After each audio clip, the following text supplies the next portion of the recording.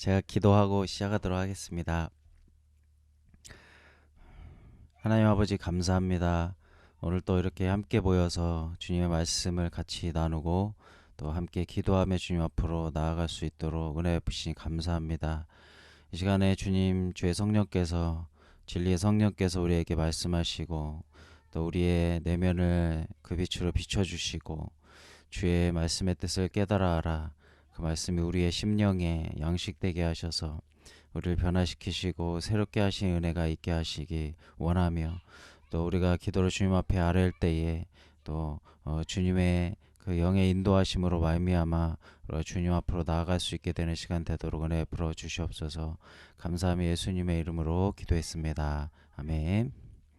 우리 성막 같이 한번 보겠습니다.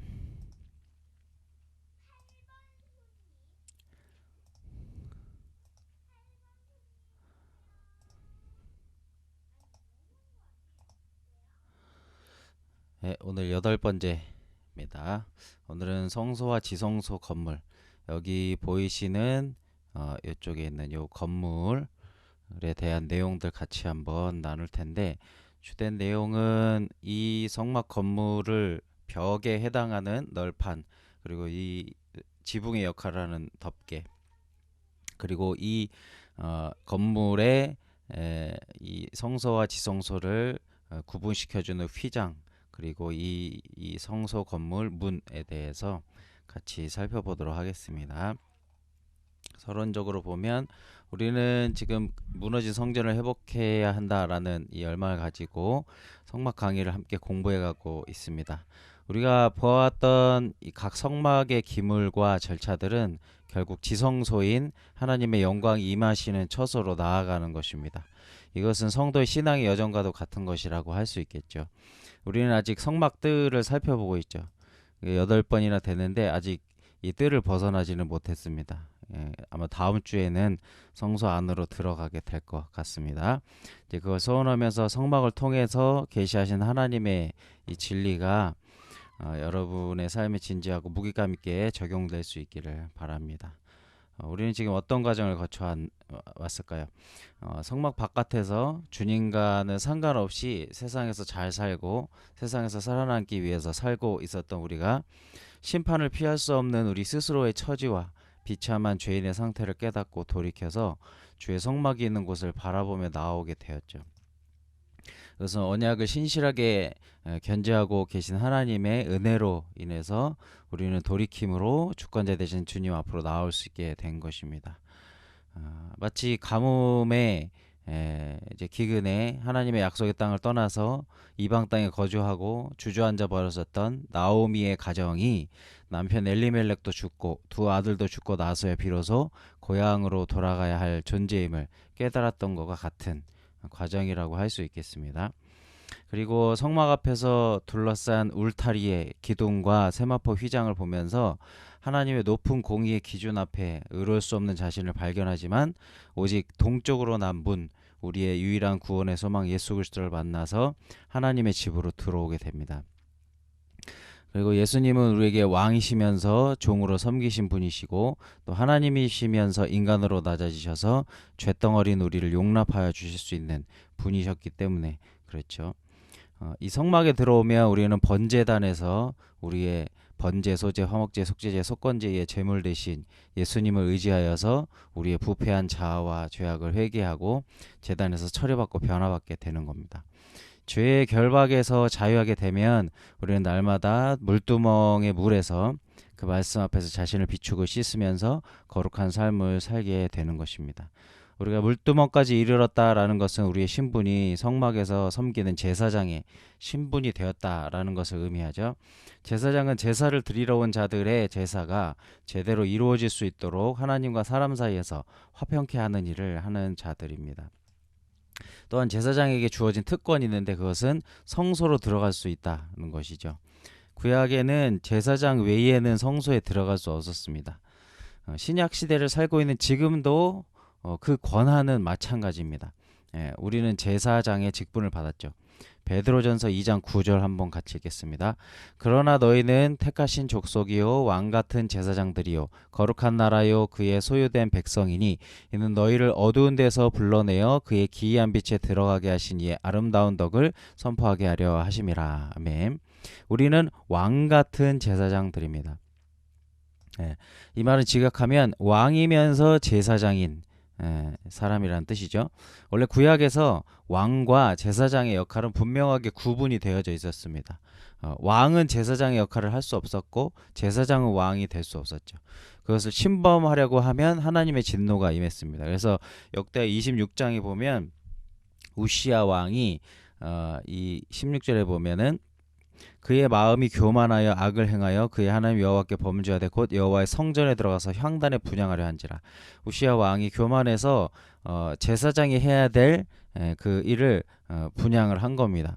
그래가지고 하나님의 진노가 임해가지고 이 19절에 보면은 우시야가 손으로 향로를 잡고 분향하려 하다가 화를 내니 그가 제사장의 화를 낼 때에 여호와의 전 안 형단 곁 제사장들 앞에서 그의 이마에 나병이 생긴지라.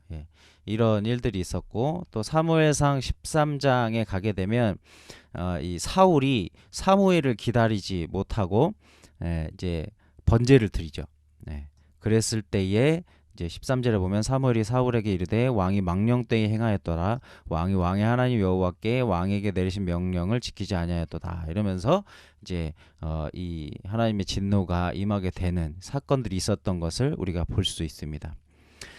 그렇기 때문에 구약의 시점으로 보면 아론의 제사장 계열로서는 안 되지만은 이 계열이 아니라 왕 같은 제사장의 계열이 있었죠. 그 아론의 계열에 속하지 않는 바로 멜기세덱의 계열입니다. 창세기 14장 18절 같이 읽겠습니다. 살렘 왕 멜기세덱이 떡과 포도주를 가지고 나왔으니 그는 지극히 높으신 하나님의 제사장이었더라. 이 멜기세덱은 왕이면서 제사장이었죠. 그래서 히브리서는 예수님이 바로 이 멜기세덱의 계열로서의 제사장이라 말씀하십니다. 히브리서 6장 20절입니다. 그리로 앞서가신 예수께서 멜기세덱의 반차를 따라 영원히 대제사장이 되어 우리를 위하여 들어가셨느니라. 이 예수님이 성소에서 하신 일이 무엇입니까? 아론의 계열의 제사장들은 성소에 들어가서 자신들만 분향하고 불을 켜고 떡을 먹었죠. 그들은 율법에 의한 제사장에 머물렀습니다. 그러나 이 멜기세덱의 반차를 따르는 제사장은 성소와 지성소 사이를 가르는 휘장을 찢어버리셨죠. 예수님께서. 우리는 이 믿음을 따르는 예수에 속한 제사장들이기 때문에 왕이면서 제사장인 자들인 겁니다. 이 제사장은 율법에 의한 것이 아니라 은혜에 의한 자들인 것이죠. 그런데 구약에 특이한 자가 한 명이 더 있어요. 그러니까 이 멜기세덱이 있고 이제 예수님이 계시는 건데 그 사이에 중간에 끼어든 자가 있었는데 그 누구냐면은 다윗 왕입니다. 다윗 왕은 제사장이 아니었죠. 근데 대제사장들만 접근할 수 있었던 법궤를 자기 궁 옆에다 모셔놓고서 제사장처럼 예배하면서 하나님을 높입니다. 근데 하나님 그걸 다 허용하시죠. 이 다윗은 구약 시대의 사람이었으면서 신약의 믿음을 가진 자였었습니다. 우리는 이 믿음의 계열을 따르는 제사장들인 것입니다. 그러니까 이 다윗의 뿌리에서 예수 그리스도가 나신 거잖아요. 우리는 제사장으로서 이제 성소에 들어가게 되게 되는 겁니다. 이제 다음 주에 이제 성소에 들어가서 이제 내용을 다룰 텐데, 성소에 들어간다라는 것은 오늘 더 깊이 살펴보겠지만은 예수님을 아는, 하나님을 아는 경험이 더 깊어지게 되는 것을 의미하게 됩니다. 그래서 오늘 강의의 초점은 이것입니다. 아름다우신 주님을 경험하는 은혜의 장소로서의 성소, 그리고 진정한 영적 교제가 이루어지는 장소로서의 성소인 것입니다. 자, 성막의 건물 한번 보도록 하겠습니다. 이 그림 보시면은 나와 있는데 이 뭐 뒤에도 자세히 설명하고, 일단 그림은 요 건물에 대해서 이제 설명을 한다라는 걸로 보시면 됩니다. 건물의 크기와 모양, 내부는 보면 성막들, 그러니까 전체는 길이가 4.5m에 넓이가 22.5m였었던 반면에 그곳에 서 있었던 건물, 요 건물은 단지 길이가 13.5m에 넓이가 4.5m, 높이가 4.5m 되는 조그마한 것이었습니다. 이 성막의 첫 번째 방, 여기 이 첫 번째 방은 성소라고 불리우는 공간이었습니다. 그 크기는 길이가 9m, 넓이가 4.5m, 높이가 4.5m였습니다. 이곳에서는 하나님과의 영적인 교제가 이루어졌고 세 종류의 기구가 놓여져 있었는데 빛으로서의 그리스도를 상징하는 순금 등잔이 여기에 있었고요. 생명의 떡으로서의 그리스도를 상징하는 진설병상이 맞은편에 있었습니다. 그리고 하나님과 사람 사이의 중개자로서의 그리스도를 상징하는 향단이 여기에 이 바로 지성소 앞 휘장 앞에 이렇게 위치해 있었죠. 성막 건물의 두 번째 방은 지성소였습니다. 지성소. 이 방은 넓이 4.5m, 길이 4.5m, 높이 4.5m 되는 정육면체의 공간입니다. 이곳은 특별한 예배의 장소였었고 언약궤가 놓여져 있는 곳이었습니다. 언약궤 위에는 속죄소가 또 있었죠. 그래서 굳이 구분하자면은 이 성소 건물 같은 경우에는 하나님과 영적인 교제가 이루어지는 장소였다면 이 지성소는 특별한 예배의 장소였다. 이제 이렇게 좀 구분을 해볼 수 있겠습니다. 외부를 보게 되면 이 건물의 서쪽, 남쪽, 북쪽 이제 요 동쪽이 이제 입구인데 나머지 서쪽, 남쪽, 북쪽은 순금으로 덮여진 딱딱한 나무 벽으로 막혀 있었습니다. 이것은 완전한 인성과 완전한 신성을 지니셨던 그리스도를 생각하게 하죠. 건물의 동쪽은 성소로부터 들어올 수 있는 휘장으로 가려져 있었습니다. 이것은 하나님과 교제하고 그분을 경배하기 위해서 하나님께 나아갈 수 있도록 휘장이 되어 주시는 그리스도를 생각하게 됩니다. 그리고 성소와 이 성소와 지성소에는 서로 다른 휘장이 이제 쳐져 있었습니다. 예수님께서 십자가에 못 박히셨을 때에 이 지성소와 성소를 가르는 이 성전의 휘장이 위로부터 아래까지 찢어졌다 이렇게 얘기합니다.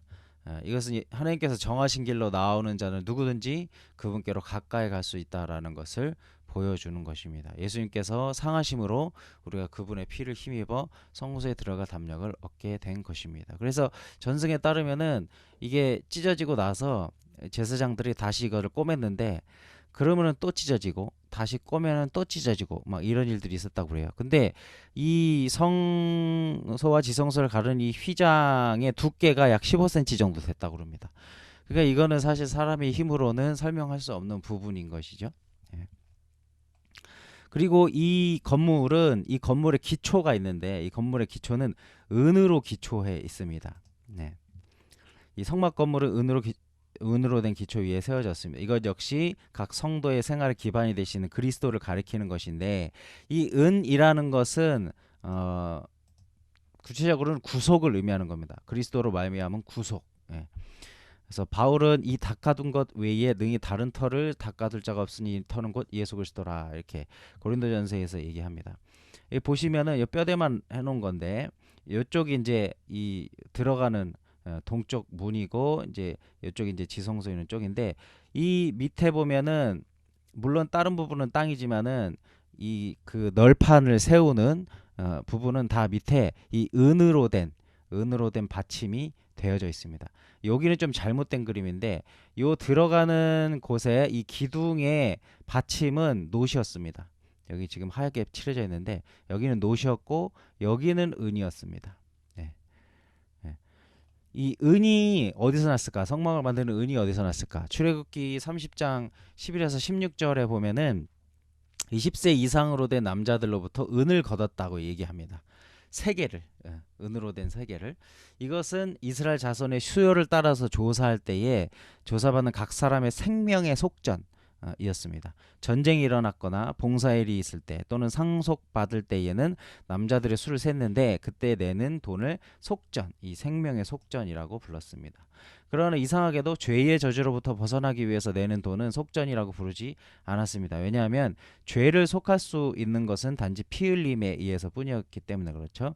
레위기서 17장 11절 육체의 생명은 피에 있음이라 내가 이 피를 너희에게 주어 제단에 뿌려 너희의 생명을 위하여 속죄하게 하였나니 생명의 피에 있음으로 피가 죄를 속하느니라.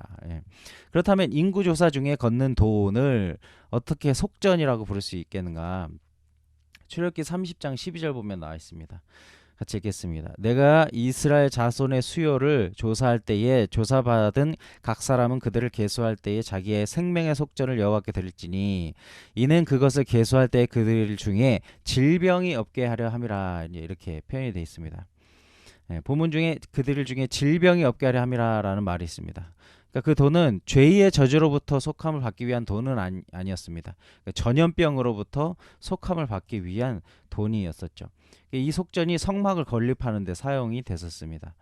출애굽기 30장 16절 보면 너는 이스라엘 자손에게서 속전을 취하여 회막 봉사했으라. 이것이 여호와 앞에서 이스라엘 자손의 기념이 되어 너희의 생명을 대속하리라. 인구 조사를 할 때면 언제나 많은 폐단들이 뒤따랐습니다. 어떤 폐단이냐? 사람들의 수를 셈으로 그들의 군사력을 스스로 알게 되는데 이러면은 이런 경향은 하나님보다는 사람의 힘을 더 의지하도록 하게 되는 것입니다. 예. 사무엘하 24장, 역대상 21장에 보면은 다윗이 인구를 조사했을 때에 범했던 죄들을 말하고 있습니다. 그는 적들로부터 자신을 구원하기 위해서 하나님의 능력보다는 사람들의 힘에 의지했죠. 다윗의 죄로 인해서 이스라엘 위에 전염병이 내렸고 그것으로 인해서 7만 명이 죽게 됐습니다. 그러나 성경에는 사람의 수요보다는 하나님을 더 의뢰했던 기드온의 예도 나오죠. 사사기 7장에 보면은 처음에는 3만 2천 명의 백성이 그를 쫓아서 싸우러 나왔습니다. 그러나 하나님께서는 300명만 남기고 모두 돌려보내라고 하셨습니다. 기드온은 이 말씀에 순종했고 하나님만을 의지해서 싸운 결과로 미디안과 전투에서 승리를 거두겠습니다. 그래서 이 모든 것은 하나님께서 이스라엘 백성의 인구 조사 시에 속전을 내게 하셨던 이유를 이해하게 해줍니다. 이것은 이스라엘 백성들로 하여금 그들 자신의 힘을 의지하기보다는 끊임없이 그분을 의지하도록 기억하는 역할을 했죠. 이 생명의 속전을 내므로 내 자신을 의지할 만한 것이 없구나. 내 자신을 의지하게 되면은 하나님으로부터 이 질병이 임하게 되는 거다. 오직 하나님만을 의지해야만 한다라는 것을 이 생명의 속전을 통해서 기억하게 되는 것이죠. 이 속전은 이렇게 자원에서 나는 게 아니라 모두에게서 의무적으로 받았습니다. 그러니까 의무적이란 것이라는 거죠. 그것은 그들 자신을 스스로 믿는 데서 오는 재앙을 없게 하려는 것이었습니다. 이것이 이스라엘 백성들로 하여금 자신들은 단지 속함받은 백성이며 이 속함이 없이는 아무것도 아닌 존재들이라는 것을 기억하게 하는 하나님의 방법이었습니다. 이것은 오늘날 우리로 하여금 우리 자신의 힘을 의지하지 않게 하는 교훈을 주죠. 그리스도를 주로 믿음으로 우리는 값으로 사신바 되었고 속함받은 백성이 됐습니다. 고린도전서 6장 20절입니다. 값으로 산 것이 되었으니 그런즉 너희 몸으로 하나님께 영광을 돌리라. 이것은 은으로 된 성막 건물의 기초의 의미입니다. 그러니까 이 은이 기초가 됐다라는 것은 그리스도께서 구속하신 것이지 우리가 구속할 수 있는 자가 될 수가 없다. 우리의 생명의 주권이 하나님께 있다. 나의 것을 의지해서는 아무것도 안 된다. 이제 이게 기초가 된다는 겁니다. 우리는 우리 자신을 섬겨서는 안 되고 하나님 그분을 섬겨야 합니다. 왜냐하면 우리가 갖고 있는 모든 것이 그분의 은혜이기 때문에 그렇죠. 이것은 자원하는 자만이 바치는 것이 아니라 의무적으로 드리는 것이었습니다. 성막은 은으로 기초한 터 위에 세워졌고 그것은 그리스도로 인한 우리의 구원을 상징합니다. 우리는 죄악된 세상으로부터 구속되어서 하나님을 섬기는 거룩한 자리에 서게 된 것입니다. 우리 자신으로 보면 우리는 아무것도 아닌 존재들이지만 그리스도의 대속하심에 터 잡아 이제는 권능 있고 부요한 존재들이 되었습니다. 이것이 그리스도께서 말씀하신 바이죠. 그러니까 이 말씀을 우리가 잘 받아들이는 것이 중요한데 성경에 보면 바울 사도가 굉장히 놀라운 하나님의 통로로서 사역자로서 살았지만은 엄밀히 보면 바울 사도는 그리스도의 원수로 있었던 자였잖아요. 그런데 하나님께서 그 바울 사도 그리스도의 원수에 있었던 자를 그리스도의 구속으로 말미암아 하나님의 것 삼으셔서 원수가 된 자로 하여금 하나님의 이 경륜, 하나님 나라의 구원의 역사 이런 것들을 이루는 그 주춧돌로 삼으시는 일들이 있었다라는 겁니다. 그러니까 우리가 이 진리에 대해서 우리 자신에 대해서 적용할 필요가 있는데 우리 스스로에게 교만해지라라는 것이 아니라 하나님께서 구속하신 자가 어떠한 영광을 누리게 되는가. 그러함에도 이 구속받은 자는 오로지 단지 구속받은 자일 뿐이라는 이 사실 위에서 하나님만을 의지하였을 때에 그때에 우리가 받게 될 그 영광스러운 어떤 존재됨, 어떤 신분, 이런 것들에 대해서 기억해야 될 필요가 있다.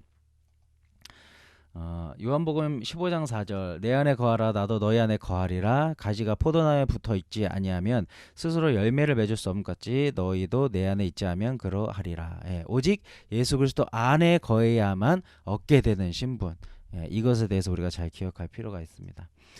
우리의 구원이나 섬김에 있어서 하나님과 함께 거할 수 있는 것은 단지 예수 그리스도 위에 터 잡을 뿐입니다.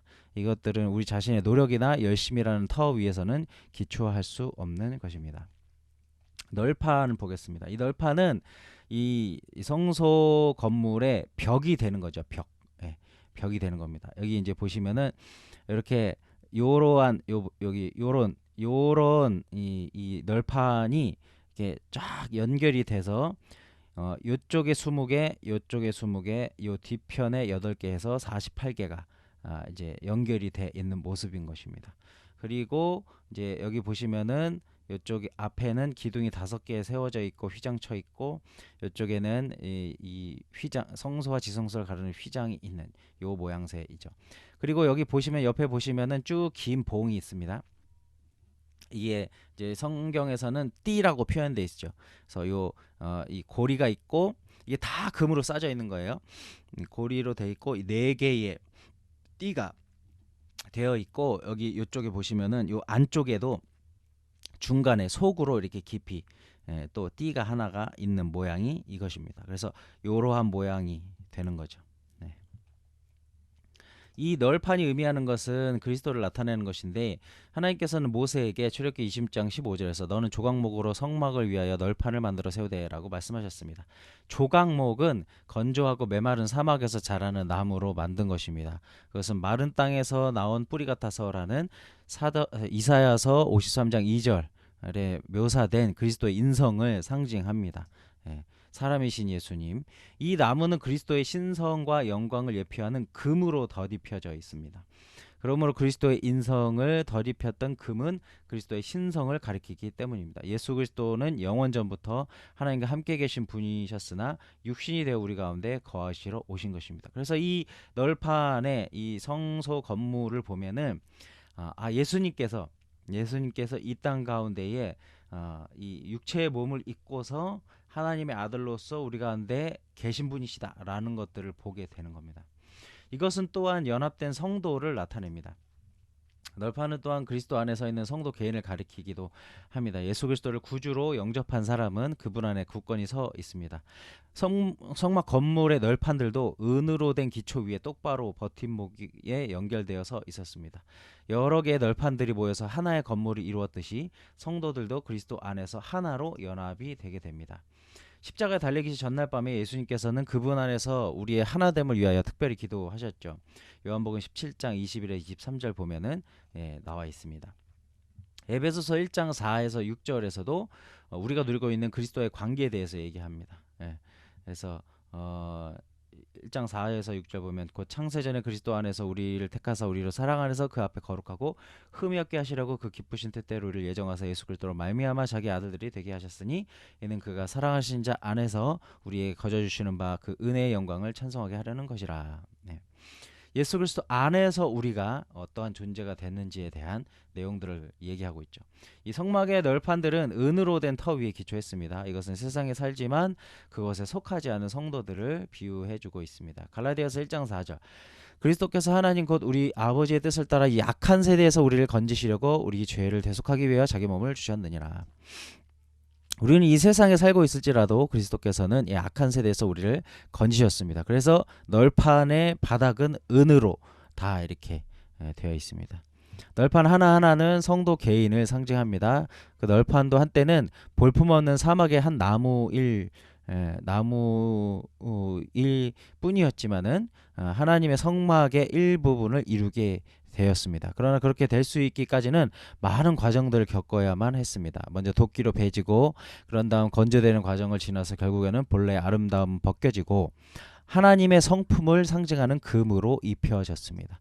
성막의 널판들과 마찬가지로 하나님께서는 세상으로부터 우리를 부르시고 우리에게 새로운 성품을 주셨습니다. 우리는 그분 안에서 연합되어서 부르신 부름에 합당한 자로 맞추어져 가는 것입니다.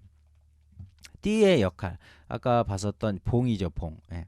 요 이제 요 봉 얘기하는 겁니다. 이 띠의 역할, 출애굽기 26장 26에서 28절에는 조각목으로 띠를 만들어서 그 널판들을 지탱했다 이렇게 기록되어 있습니다. 이 띠들 역시 그리스도의 신성을 상징하는 금으로 싸져 있었습니다. 특별히 28절에 널판 가운데 있는 중간 띠는 이 끝에서 저 끝에 미치게 하고 라고 말했습니다. 그러니까 모든 널판들은 하나로 연합되어져 있었다라는 것이죠. 그래서 출애굽기 36장 33, 34 보면 그 중간띠를 만들 때 널판 중간 이 끝에서 저 끝에 미치게 하였으며 그 널판들을 금으로 싸고 그 널판에 띠를 꿰 금고리를 만들고 그 띠도 금으로 쌌더라. 여기서 이 띠가 무엇을 의미하는 거냐? 골로새서 3장 12절에서 14절 보시면 그러므로 너희는 하나님의 택하사 거룩하고 사랑받는 자처럼 긍휼과 자비와 겸손과 온유와 오래 참음을 옷 입고 누가 누구에게 불만이 있거든 서로 용납하여 피차 용서하되 주께서 너희를 용서하신 것 같이 너희도 그리하고 이 모든 것 위에 사랑을 더하라 이는 온전하게 매는 띠니라 이렇게 얘기하고 있습니다. 이 띠는 무엇이냐면은 성도들 가운데 있어야 하는 사랑을 의미하는 것입니다. 하나로 연합케 하는 사랑을 얘기하는 것이죠. 그래서 이 사랑은 구체적으로 이 말씀 골로새서의 말씀에 나와 있는 것처럼 긍휼과 자비와 겸손과 온유와 오래 참음, 오래 참음을 재료로 해가지고 서로 용납하고 용서하는 것으로 표현이 되는 겁니다. 예. 그러니까 서로를 연결하는 띠는 이 긍휼, 자비, 겸손, 온유, 오래 참음이라는 이 재료를 통해서 서로 이 옆에 붙어 있는 서로를 용납하고 용서하는 이것이 되었을 때에 이 띠가 이렇게 딱 끼어졌을 때에 비로소 아름다운 이 성소 건물을 완성시키게 된다라는 것이죠. 그래서 이것은 연합된 성도의 모습을 나타내주고 있는 것입니다. 그래서 성도와 성도 안에 공동체의 지체와 지체 안에 있어야 할 것은 반드시 있어야 할 것은 서로 용납하고 서로 용서하는 것인데 이것은 이 긍휼, 자비, 겸손, 온유, 오래 참음 이것을 이제 우리 안에서 나오는 이러한 성품을 통해서 이 사랑이 이루어지게 된다라는 것을 얘기합니다. 덮개 보겠습니다. 덮개. 여기 이제 그림 보시면은 덮개가 4개가 있어요. 맨 바깥에 이렇게 이제 거무튀틱한 것이 해다리 가죽, 이게 이 빨간 것이 붉은 수양의 가죽, 그리고 하얗게 된 것이 염소, 그리고 마지막은 이렇게 무늬가 있는 것이 세마포로 된 앙장입니다. 그래서 이 덮개 관련해서는 출애굽기 26장 1절부터 14절에 나와 있습니다. 해달의 가죽 덮개. 해달 가죽 덮개. 이거 이제 맨 겉에 있는 것입니다.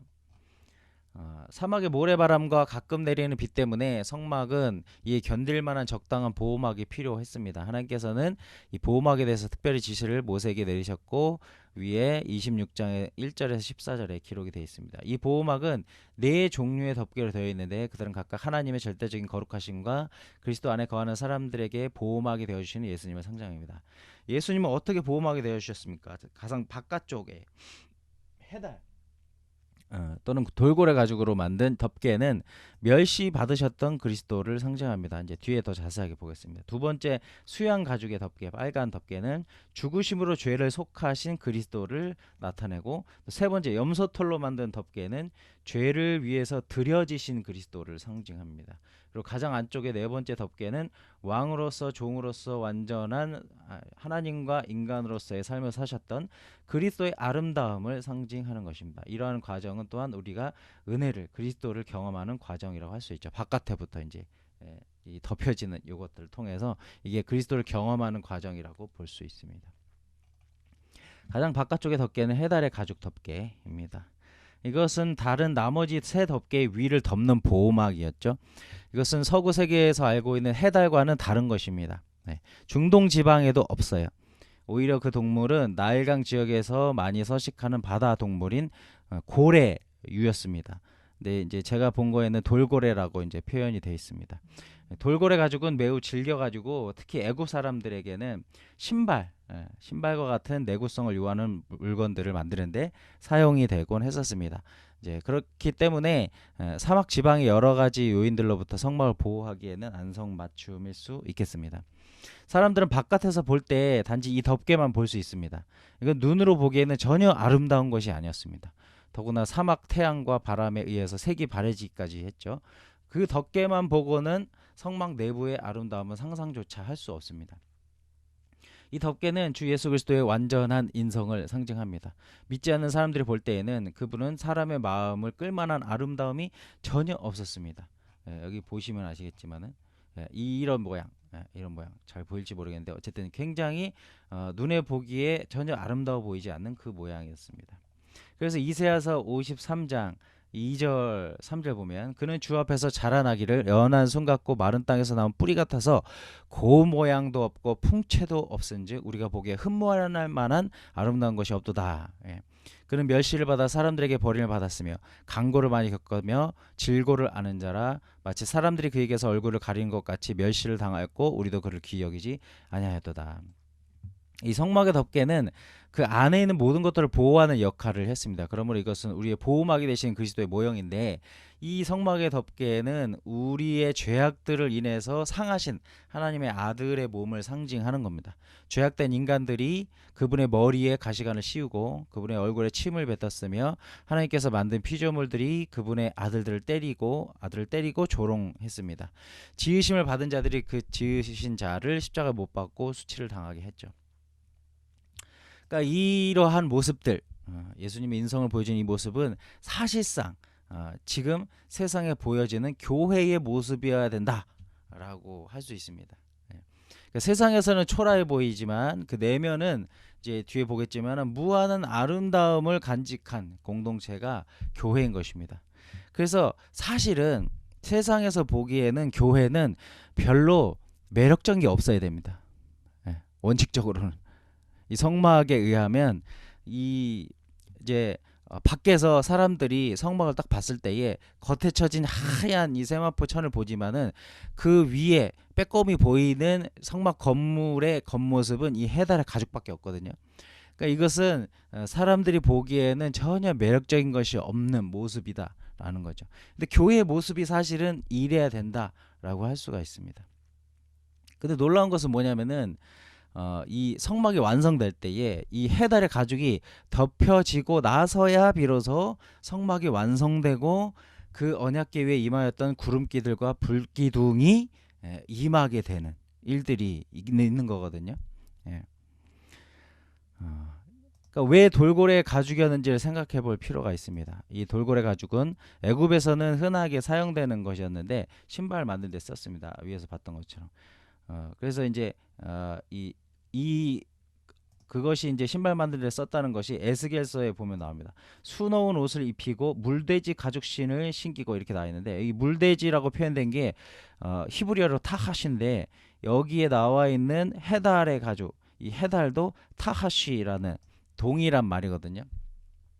그러니까 이걸 가지고 신발을 만들었던 겁니다. 그래서 애굽을 나올 때 이스라엘 백성들이 광야를 지날 것을 알고 있었기 때문에 신을 만들기 위해서 애굽 사람들에게서 해달의 가죽을 얻었을 겁니다.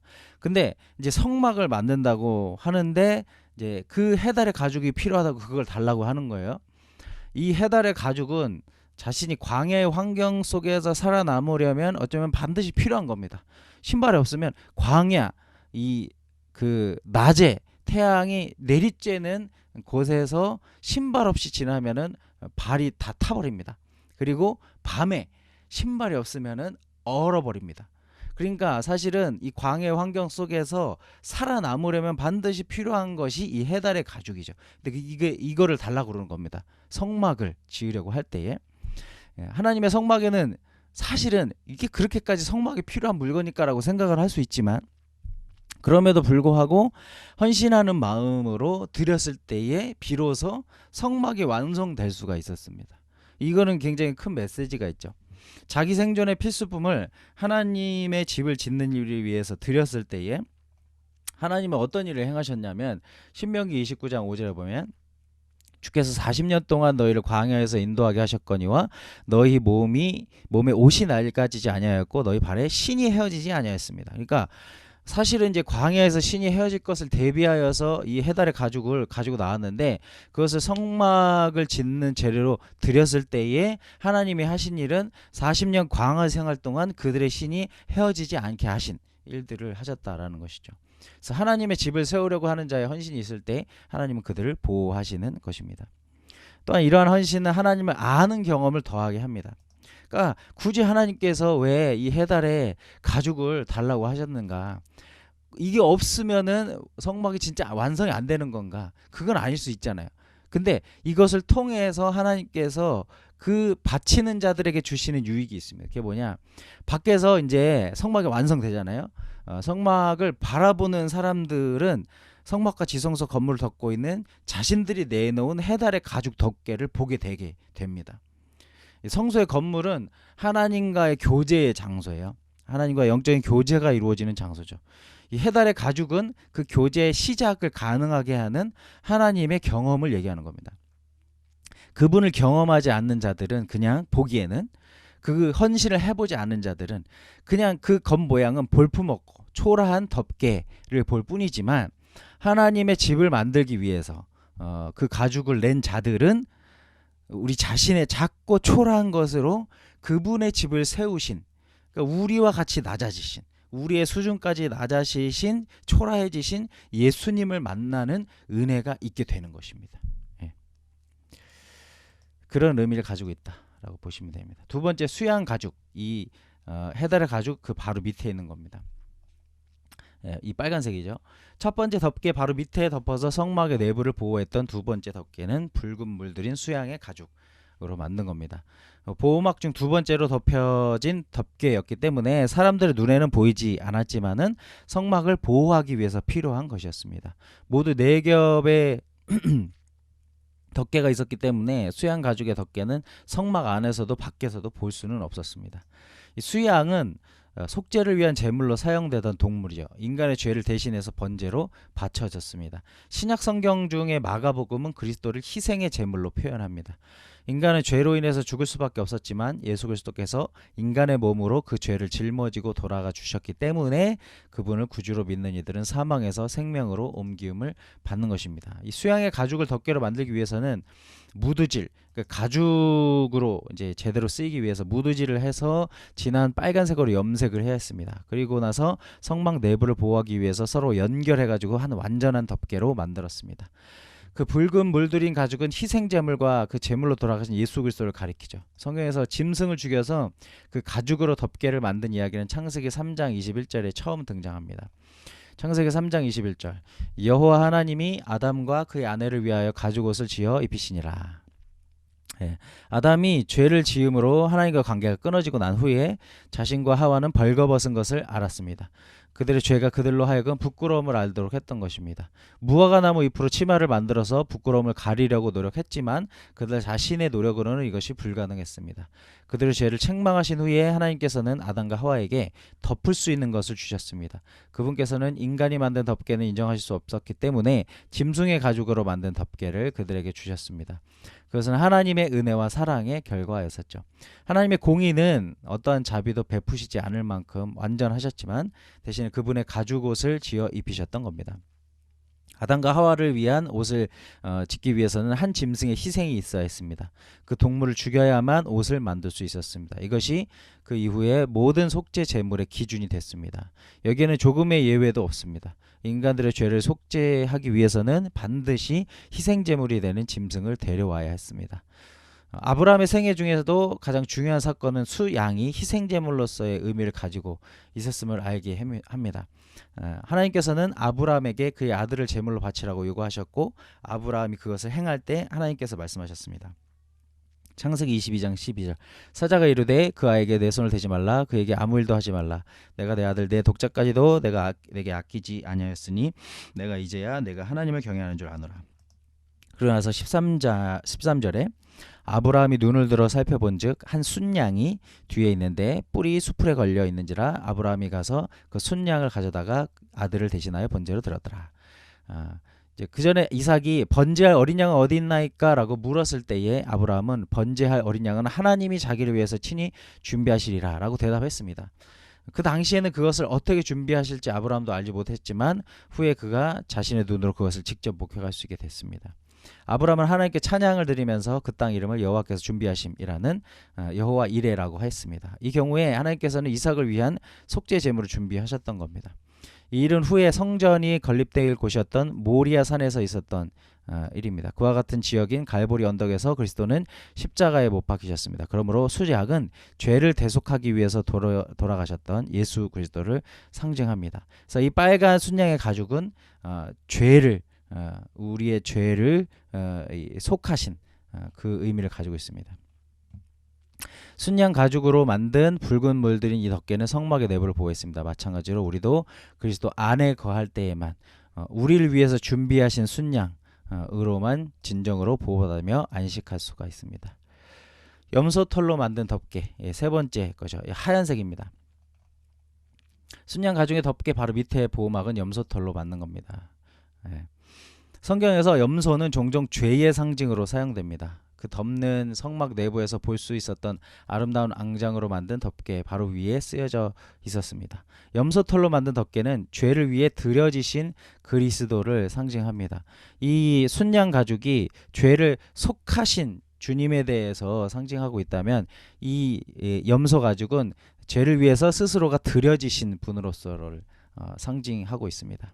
염소털로 만든 덮개를 생각해 볼 때 속죄일에, 그러니까 대속죄일 얘기하는 거죠. 1년에 한 번 있는 대속죄일에 2마리의 염소가 드려졌습니다.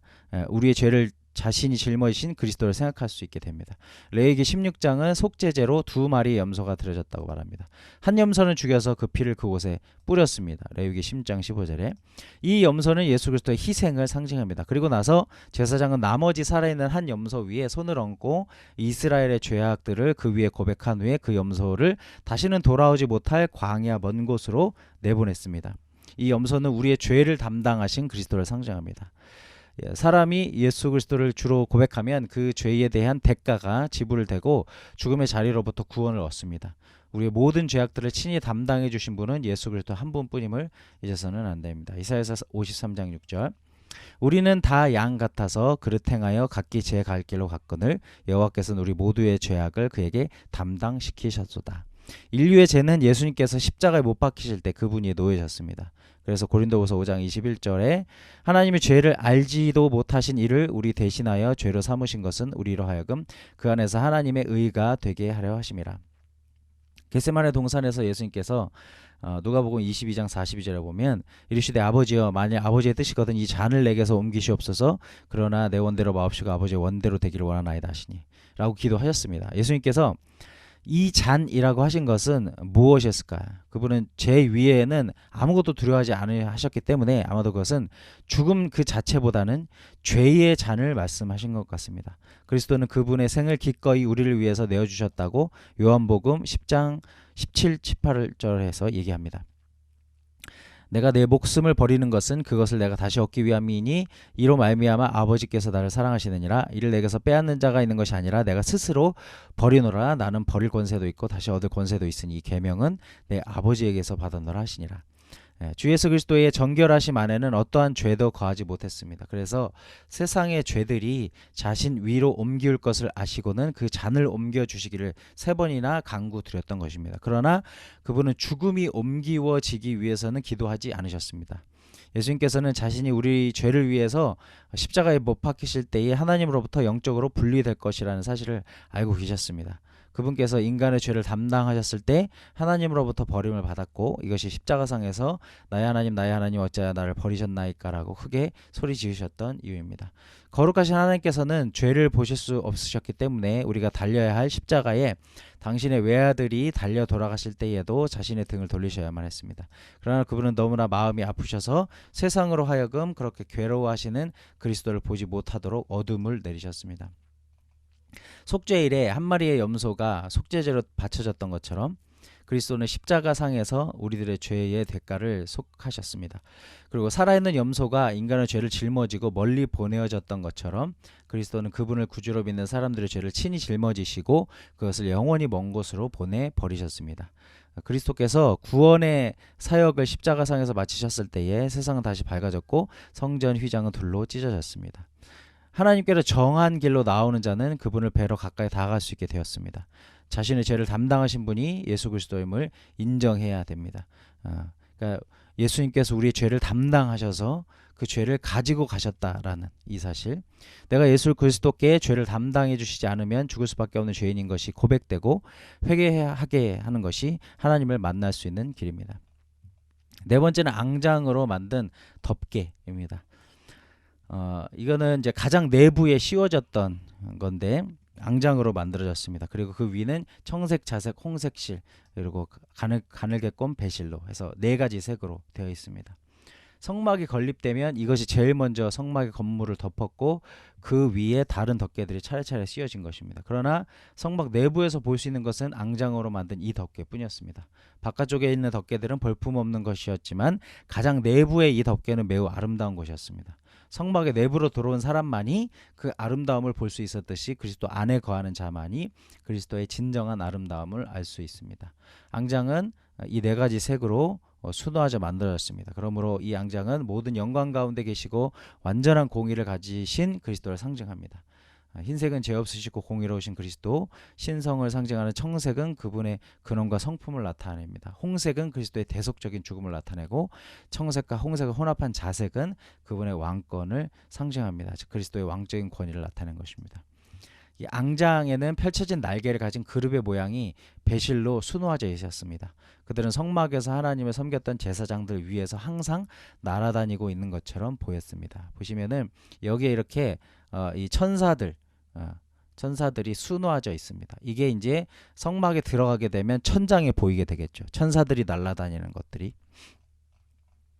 성경에서 그룹, 이 천사는 하나님의 거룩하심을 지키는 것으로 나타납니다. 여기에서도 그것은 성막 안에 있는 사람들에게 주어지는 보호를 상징합니다.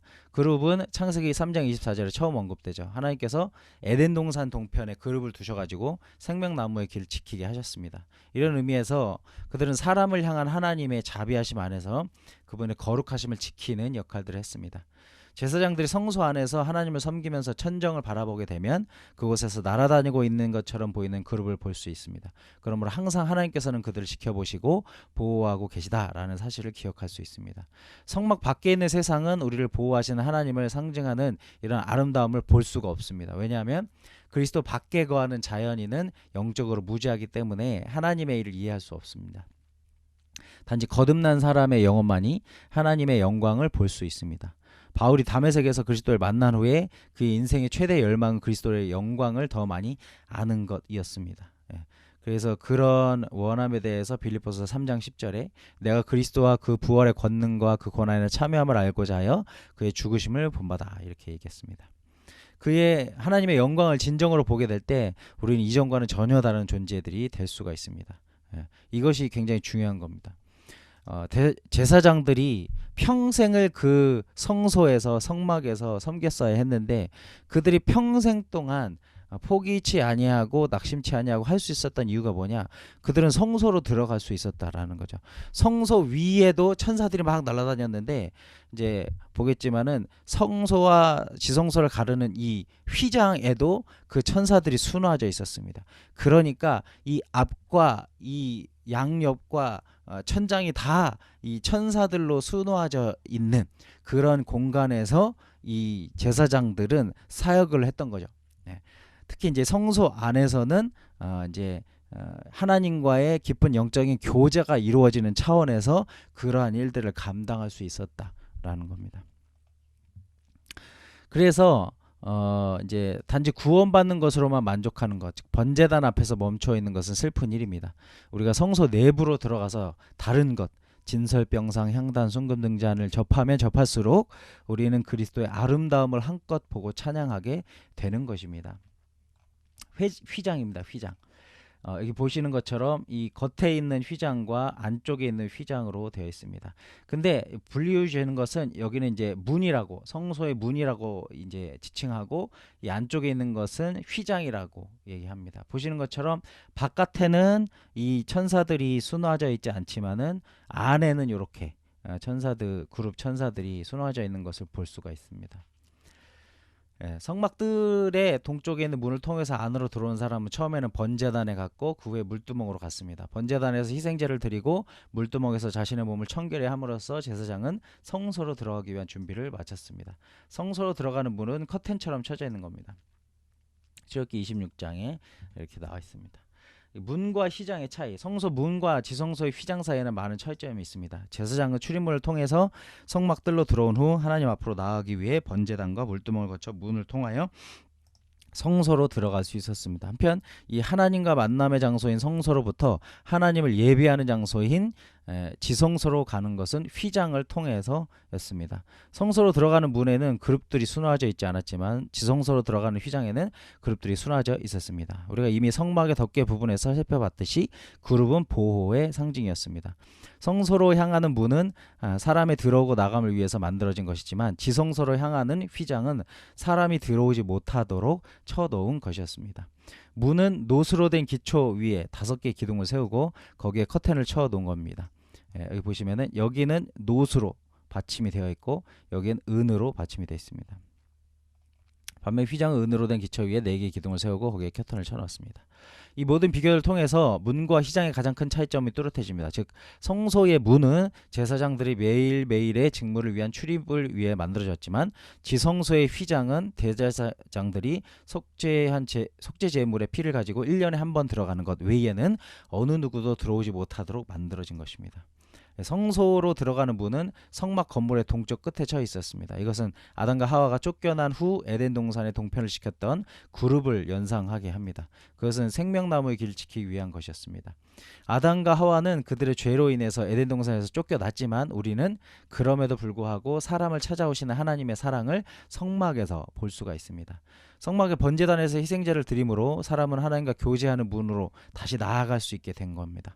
그러나 사람들은 예수 그리스도께서 십자가상에서 죽으심으로 성전 휘장이 둘로 찢어지기까지는 하나님과 직접 만날 수 있는 지성소에는 들어갈 수가 없었습니다.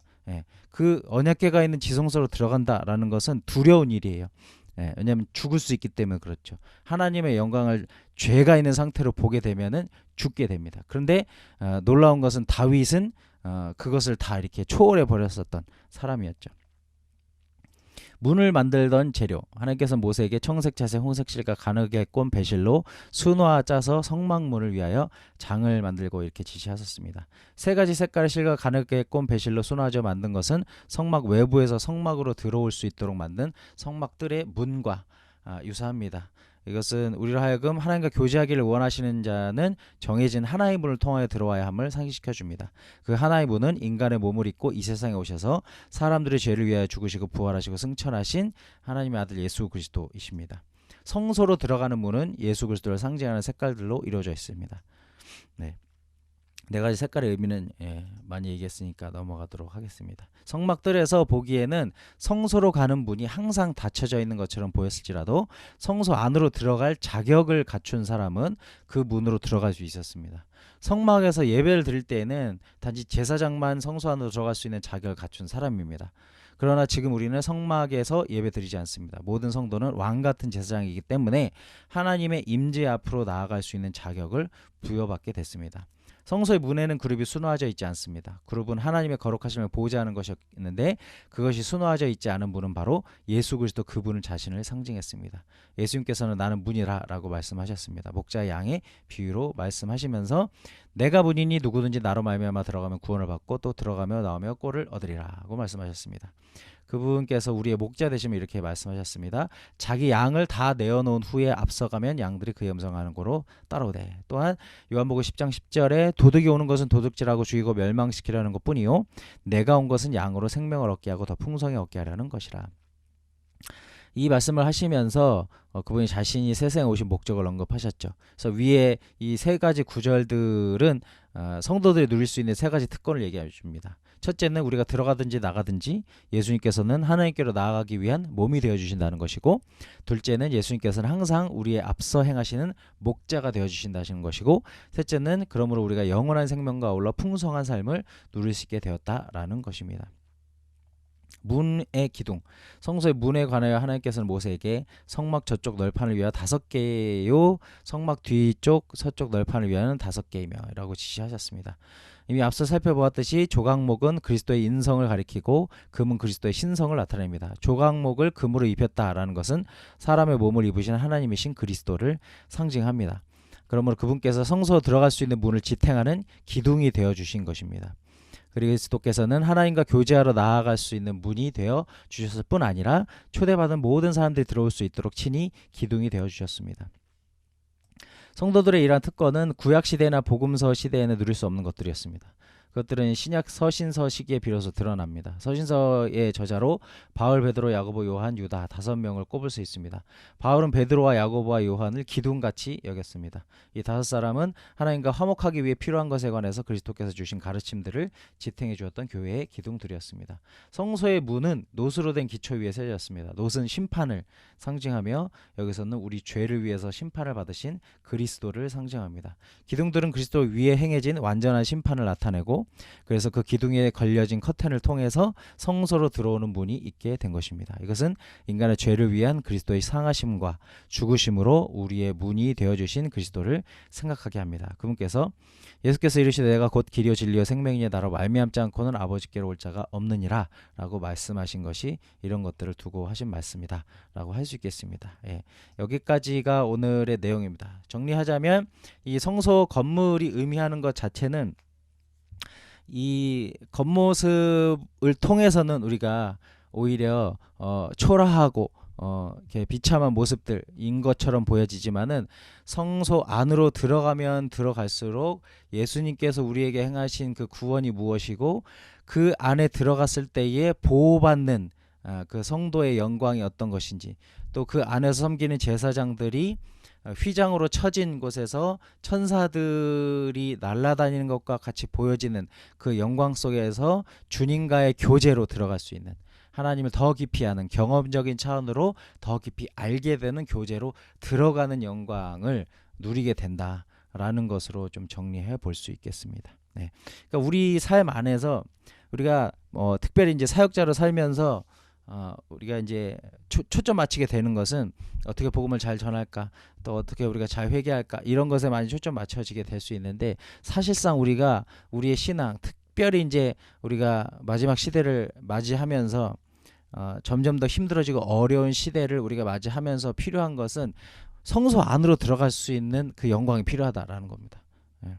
성소 안에서 누리는 하나님의 영광을 아는, 하나님과 교제를 누리는 기쁨을 아는, 이것이 있어야만 우리가 사실 이 마지막 때의 사명과 이 어떤 복음의 사역들을 더 잘 감당할 수 있게 된다라는 것이죠. 그래서 무엇보다 우리 안에 이것이 회복될 수 있기를, 그 안에 예수 그리스도 안에 담겨져 있는 그 아름다움을 우리가 경험하고 누리고, 그것이 우리의 신앙의 여정, 제사장들이 평생을 다하여 사명을 다할 수 있었던 그 원동력, 그리스도를 아는 그 아름다움, 그리스도의 아름다움을 아는 그 은혜, 이런 것들이 이 안에 충만히 부어져야 할 줄로 믿습니다. 이 회복이 있기를 축원합니다. 오늘 여기까지 하고 같이 찬양하고, 시간이 많이 지났기 때문에 짧게 같이 찬양하고 기도하도록 하겠습니다.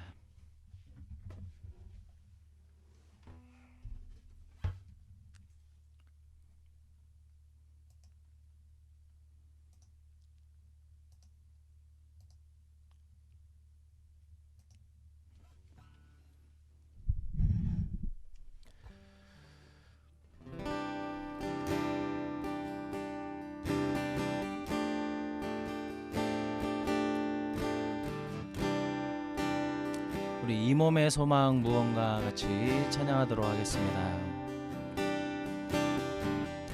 이 몸의 소망 무언가, 우리 주 예수뿐일세. 우리 우리 주 예수밖에는 믿으리 아주 없도다. 무섭게 바라보는 마음, 무섭게 바람 부는 밤, 물결이 높이 설렐 때 우리 주 크신 은혜에 소망에 닿을 주리라. 바라던 천국, 바라던 천국 올라가 하나님 앞에 배울 때 구주의 은을 힘입어 어여시 바로 서리라. 주만이 내 반석, 주만이 내 반석, 약한 자 강건케 해. 그는 주 만유의 주시라. 다시 한번 주만이 내 반석, 주만이 내 반석, 약한 자 강건케 해. 그는 주 만유의 주시라. 오늘 시간 함께 먼저 기도할 때에 주님께서 우리의 반석이 되어 주십니다. 주님께서 부속하신 그 은혜가, 은과 같은 그 은혜가 우리의 반석이 되어 주십니다. 주님, 우리는 날마다 쓰러지고 넘어질 수밖에 없는 그 연약함을 벗겨낼 수 없는 자들로서 살아가고 있으나 주님, 우리의 믿음의 반석 대신 우리를 구속하신 예수 그리스도로 말미암아, 그 예수 그리스도를 의지함으로 말미암아 내 자신을 의지하지 않고 내 자신의 그 어떤 의지와 내 자신의 능력과 내 자신의 계획과 내 자신의 지식을 의지하지 않고 오직 예수 그리스도를 의지할 수 있을 때에 낙심뿐이 우리의 삶에 사방이 꽉 막힌 것과 같은 우리의 삶 가운데에 우리가 소망을 선포하고 예수 그리스도만을 바라볼 수 있게 될 줄로 믿습니다. 우리 시간 그러한 고백 가지고 주님만이 우리의 반석이십니다. 내가 내 삶을 살아가게 하는 구원자가 될 수 없습니다. 지금 그 믿음을 우리 가운데 부으소서. 오직 예수만을 의지하고 오직 예수로만 살아갈 수 있는 믿음이 우리 가운데 부어지게 하소서. 구하며 같이 한번 기도하도록 하겠습니다. 기도하겠습니다. 아버지 하나님, 아버지 하나님 성막이 아버지 하나님 그 진리를 통하여서 주님 이 땅을 밟고 우리가 살아가고 있음에도 주님 우리가 이 땅 가운데에서 굳건히 단단하게 세워지고 설 수 있는 이유는 우리 자신의 아버지 하나님 힘과 능력이 아니라 오직 우리를 구원하시고 우리의 아버지 하나님 의가 되신 오직 예수 그리스도로 인하여서만 우리가 설 수 있음으로 인하여서 감사를 드립니다. 오 아버지 하나님, 우리 가운데에 주님 반석이 되신 예수 그리스도, 주님 우리가 이 땅을 밟고 서 있는 그곳에 주춧돌이 되신 예수 그리스도만을 의지할 수 있는 믿음을 우리 가운데 부어 주시옵소서. 주님 아버지 하나님, 모래 위에 집을 지은 사람과 같이 아니하고 주님 우리 시대 가운데에서 오직 예수 그리스도 아버지 하나님 그분을 우리의 반석으로 삼아 주님 그분을 우리의 아버지 하나님 건물의 기초로 삼아서 오직 예수만을 의지하게 하여 주시옵소서. 주님 나의 것을 의지할 수 없을 때에 주님 세상에서 닥쳐지는 문제들과 상황과 환경들 속에서 나의 어떤 것을 의지할 수 없을 때에 주님 나의 연약함을 슬퍼하고 아버지 하나님 나의 연약함에 아버지 하나님 실망하기보다 주님 그러한 나를 인정하고 오직 우리의 능력과 권세와 우리의 모든 것이 되신 예수 그리스도만을 바라볼 수 있게 되는 은혜가 우리 가운데 부어질 수 있도록 주님 역사하시고 함께 하시고 인도하여 주시옵소서. 지금 그리하여서 우리가 이 세상을 살아가는 동안에 주님 우리가 세상에서 우리가 내 자신이 보여지는 아버지 부족한 능력 아버지 하나님 나의 초라하고 비로한 모습들에 의하여서 내가 실망하고 좌절하는 것 아니라 주님 어두워지는 세상 아버지 하나님 내가 이 땅 가운데서 어떻게 자리 잡고 어떻게 위치를 아버지 안에 두고 살아야 하는지 알 수 없게 되어지는 이 세상 가운데에서 내 자신의 어떠한 것을 의지하거나 내 자신의 어떠한 것을 주인으로 삼지 아니하고 오직 예수 그리스도께서 우리의 소망이여 능력이여 권세가 되시는 것을 우리가 믿음으로 고백하며 그렇게 주님 앞으로 나아갈 수 있는 은혜가 우리 가운데 부어질 수 있도록 주님 역사하시고 함께 하시고 인도하여 주시옵소서. 주님만이 우리의 반석이 되십니다. 주님 우리의 연약함을 아무리 우리 스스로는 아버지 하나의 강함으로 바꿀 수 없으나 오직 예수 그리스도께서 우리의 삶의 주 되시고 우리 예수 그리스도 안에 주가 우리 안에 거하실 때에만에 아버지 하나에 우리가 그 주님의 반석 되시는 은혜로 말미암아 오직 우리가 이 땅의 소망으로 아버지 하나님 살아갈 수 있게 되게 하실 것들을 믿고 감사를 드립니다. 그 믿음이 우리가 설 수 있도록 주님 도우시고 인도하여 주시옵소서.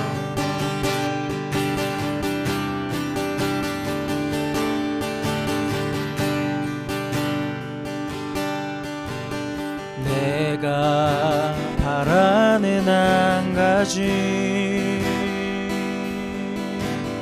그것만을 구하리 주의 장막에 거하며 그 아름다우신 바라보는 것 다시 한번 내가 바라는 한 가지 그것만을 구하리 주의 장막에 거하며 그 아름다우신 바라보는 것 영원히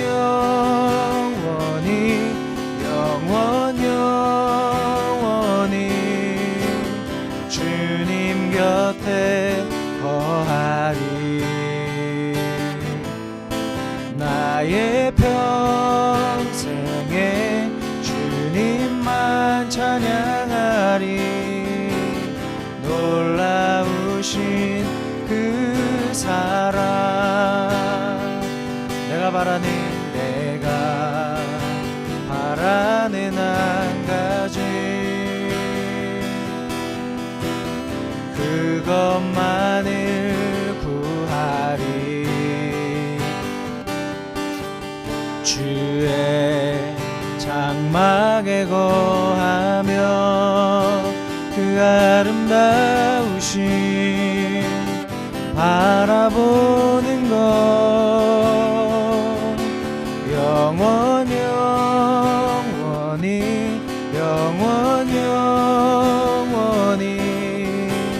주님 곁에 거하리 나의 평생에 주님만 찬양하리 놀라우신 그 사랑 이 시간 기도할 때에 말씀에서 함께 나눴던 것처럼 주님 우리 안에 성소의 건물이 회복되어서 참으로 제사장된 우리가 주님과의 그 아름다움을 교제 가운데에서 누리고 나누는 은혜가 우리 가운데 회복될 수 있도록 은혜 베풀어 주시옵소서. 주님 우리가 주님 앞에 나아가 예배하며 말씀으로 또 기도 가운데에서 우리가 행하고 있는 것이 단지 우리의 사역을 위한 어떤 것 내가 무엇인가 이 땅 가운데서 해야 할 의무와 책임을 위해서 행하는 말씀과 기도와 예배였다면 주님, 우리가 이제는 그것을 좀 내려놓고 떠나서 참으로 예배 가운데 경험하게 되는 그리스도의 아름다움, 말씀 가운데에 경험하게 되는 그리스도의 놀라우신 은혜, 기도를 통하여 교제하게 되는 주님과의 그 풍성한 만남, 주님, 이것이 우리 가운데 회복되게 하여 주시옵소서. 그것이 우리가 평생의 삶 동안 그 어떤 삶의 곤고함과 그 삶의 고통과 아픔 속에서도 우리의 주어진 그 사명을 끝까지 살아가게 하는 그 원동력이 됨을 우리가 알았으므로 주님, 이 시간 우리가 간구하며 나아갈 때 참으로 그 성소 안에서 주님과 누리는 그 놀라운 영적 교제와 그리스도의 아름다움으로 인하여서 우리가 기뻐할 수 있는 그 영광스러운 그 주님의 안에 거하는 은혜가 우리 가운데 충만하게 회복되어지고 부어질 수 있도록 주여 역사하여 달라고, 그렇게 우리의 그 성전의 온전한 모습들이 우리 안에 회복될 수 있는 은혜가 우리 가운데 있어지도록 역사하여 달라고 구하며 같이 한번 기도하도록 하겠습니다. 기도하겠습니다. 아버지,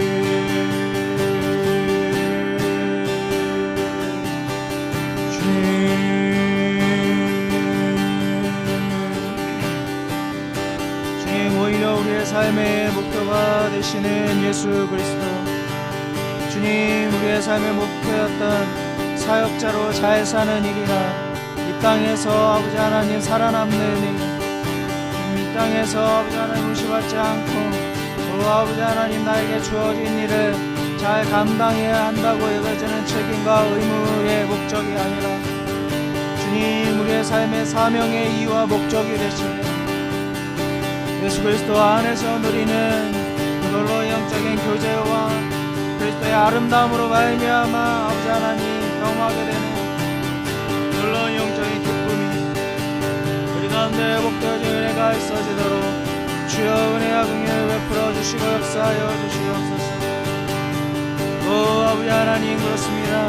우리가 주님의 것으로 주님의 그 의장 가운데 주님의 그 덮개 가운데로 들어가기 위하여서 주님, 우리가 주님의 것으로 아버지 연결되어지고 아버지 연합되어지고 서로를 용납하고 사랑하는 그 가운데로 나아가기 위하여서 주님, 아버지 하나님, 그 일들을 위한 이들이 오직 우리 안에 예수 그리스도 살아계시며 오직 우리 안에 예수 그리스도가 우리의 삶의 아버지 하나님 전부 되어지는 그 은혜, 아버지 하나님 말씀 안에서 아버지 깨닫고 발견하게 되는 예수 그리스도, 그 가운데서 누리는 주님과의 놀라운 영적인 교제와 아버지 하나님, 우리가 예배를 통하여 아버지 하나님 회복하게 되는 우리의 영의 아버지 하나님 충만한 은혜들이 우리 가운데 다시 한번 회복되어지는 역사가 있게 하여 주시옵소서.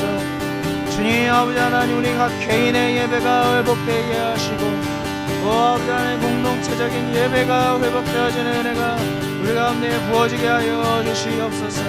아버지 하나님, 더 이상 사역을 위한 사역이 아니라 우리가 예배할 때에 예배 가운데 임하시는 주님을 인하여서 기뻐하고 우리가 말씀을 아버지 하나님 연구하고 말씀 가운데 설 때에 또 아버지 하나님 학생들과 아버지의 성경의 말씀을 가지고서 아버지 하나님 열려져 훈련 가운데 나아갈 때에 참으로 우리가 맡겨진 일들은 사역을 아버지 위한 사역으로서 감당하는 그 일들에 머무르는 것이 아니라 주님, 우리의 공동체의 사역이 주님 성소 안으로 들어가는 사역이 되게 하여 주시옵소서.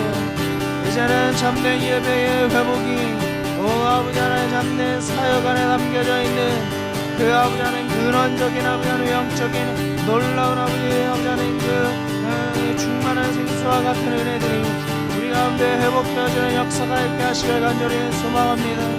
아버지 하나님, 그것은 주님 아버지의 사역의 성공이 아니요 아버지 그것은 사람들로부터 인정받는 것이 아니요 우리 안에 오직 아름다우신 예수 그리스도의 하늘의 영광과 아버지 하나님의 은혜를 우리가 누리게 되는 것임을 시간 고백합니다. 주여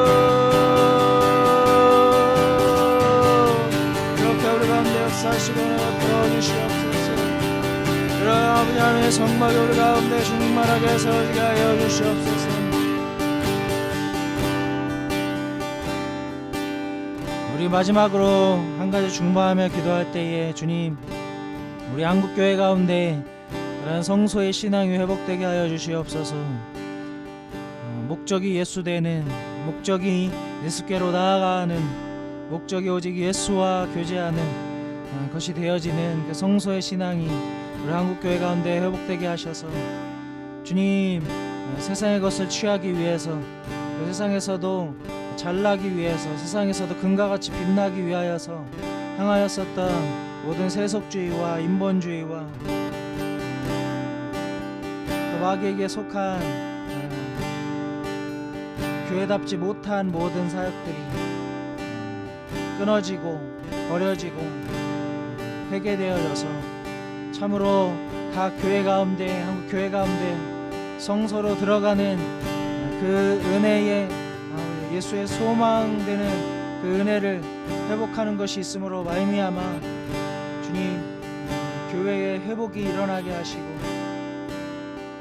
또한 우리 공동체도 그러한 회복이 일어나게 하셔서 성소 안에서 누리는 주님과의 놀라운 교제의 기쁨과 그 은혜와 감격들이 우리 안에서 다시 한번 살아나는 역사가 있어지도록 주님 도우시고 인도하시고 역사하여 주시옵소서. 주님, 그것이 우리의 목표이고 주님, 사역이 잘되고 사람들을 끌어모으고 사람들의 인정받는 사역이 되는 것이 우리의 목적이 되는 것이 아니라 예수께서 우리 안에서 영화롭게 또한 그 아름다움을 우리가 이 공동체 안에서 맛보는 것이 우리의 목적이 되어지는 역사가 우리 가운데 회복되어질 수 있도록 은혜 부시고 함께 하시고 인도하여 주시옵소서. 우리 고백까지 같이 한번 기도하도록 하겠습니다.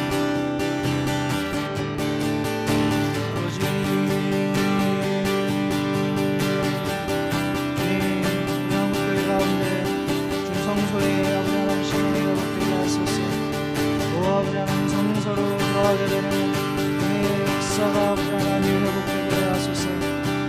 주님, 그러나 아버지 하나님, 그것이 우리 아버지 하나님 지금 아버지 하나님의 소비적인 신앙이 아니라 우리 자기의 것을 믿음으로 말미암아 예수를 없는 아버지 하나님 아우사를 고백의 아버지 하나님 믿음이 우리 가운데 회복되게 하소서. 자기의 삶을 불태워 예수를 얻게 되는 아버지 하나님 그러한 교회의 사역이 우리 가운데 다시 한번 회복되게 하소서.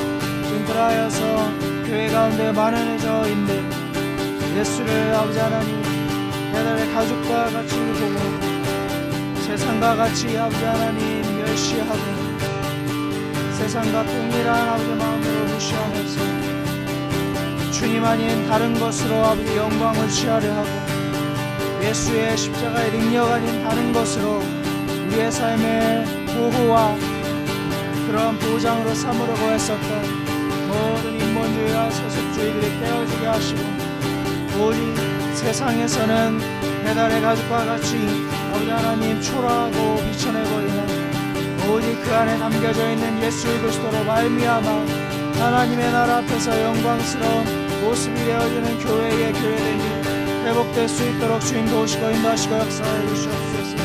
지금 또한 우리 공동체 가운데 그런 회복이 일어나게 하시기를 원합니다. 성수의 아버지 하나님 신앙이 성수의 아버지 하나님 담겨져 있는 그리스도의 영광을 추구하는 믿음이 우리 가운데 회복되게 하소서. 우리 가운데 아버지 하나님 말씀 안에서 그리스도의 아름다움을 깨닫고 주님 기도할 때마다 아버지 하나님 그리스도의 더 깊은 교제 가운데로 나아가게 되며 우리가 예배 가운데에서 주님의 그 풍성하신 아름다움을 누리게 되는 역사가 우리 가운데 다시 한번 회복되게 하소서. 주님, 그라여서 우리가 우리의 죄인과 의무로가 아니라 율법주의로가 아니라 오직 은혜로 멜기세덱의 반차를 따르는 왕같은 제사장과 같은 아버지 하나님 그러한 아버지의 믿음을 가지고서 주의 성전으로 들어가는 아버지의 사역들이 이제는 회복될 수 있도록 은혜 베푸시고 함께 하시고 인도하여 주시옵소서. 그러므로 말미암아 이 마지막 시대 가운데에서 우리가 주님 끝까지 우리의 사명을 붙잡고서 예수와 함께 거하는 아버지 하나님 믿음으로 말미암아 그 사명을 감당하게 되는 은혜가 있어지도록 주님 도우시고 인도하시고 역사하여 주시옵소서. 이렇게 하시 주님의 이름으로 주님 감사합니다. 주님 오늘 그 성소가 회복되어지는 것이 무엇인지를 알게 하셔서 우리로 그리스도를 더 깊이 경험하는 차원으로 그 그리스도의 아름다움을 누리는 그 차원으로 초청하고 계시는 그 주님의 그 말씀을 듣게 하시니 감사합니다. 주님, 그 성소의 그 믿음이 우리 가운데 회복되게 하여 주시옵소서. 우리 공동체 가운데 회복되게 하여 주시옵소서. 그래서 우리가 예배할 때에 사역의 어떤 것을 위한 예배, 사역의 어떤 성과를 위한 성경 공부, 또 사역의 잘됨을 위한 기도가 아니라 오직 예수 그리스도를 얻는 예배, 예수 그리스도를 알게 되는 성경 공부, 또 예수 그리스도와의 깊은 교제를 누리게 되는 기도의 차원이 우리 가운데 회복되어지는 역사가 있게 하여 주시옵소서. 또 우리 한국교회 가운데 이 성소의 신앙이 회복되어짐으로 말미암아 세상과 짝하였고 주님과 세상을 겸하여 섬기는 그 가운데 그 죄악 가운데 처해 있었던 교회가 다시 한번 예수로 말미암아 일어서게 되는 성소의 아름다움을 회복하게 되는 역사가 우리 한국교회 가운데 있게 하여 주시옵소서. 그래서 교회의 회복으로 말미암아 성도들이 회복되어지고 성도들의 회복으로 말미암아 나라와 사회와 민족이 주님 앞에 회복되어지는 역사가 있어지도록 주님 도우시고 인도하시고 역사하여 주시옵소서. 이렇게 한가지 주님의 이름을 찬양하고 감사하며 예수 그리스도의 이름으로 기도했습니다. 아멘.